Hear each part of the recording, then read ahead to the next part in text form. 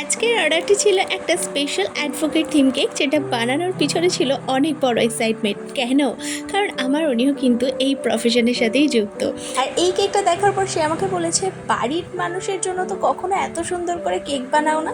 হ্যাঁ, সত্যি বাড়ির মানুষের জন্য এত সুন্দর করে কেক না বানালেও কাস্টমাইজ কেকগুলো বানাতে কিন্তু অনেক ভালো লাগে। এরপর আসি কেকের কথায়। কেকটা একটা ফন্ডেন্ট টপার দিয়ে আমি পুরো রেডি করে ফেলেছি, আর হ্যাপি বার্থডে ট্যাগ বসিয়ে কেকটা কমপ্লিট করেছি। আর কেকের ব্যাপারে গেলাম না, তোমরা দেখতেই পাচ্ছ কী কী টপার আমি কেকের মধ্যে অ্যাড করেছি।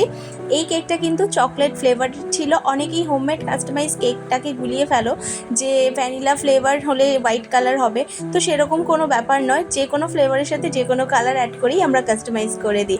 এই কাপ কেকগুলো ডিজাইন করার সময় একটু অসুবিধা হচ্ছিল, কারণ এই কাপ কেকগুলোর মধ্যে একটা ক্রাঞ্চিনেস ছিল।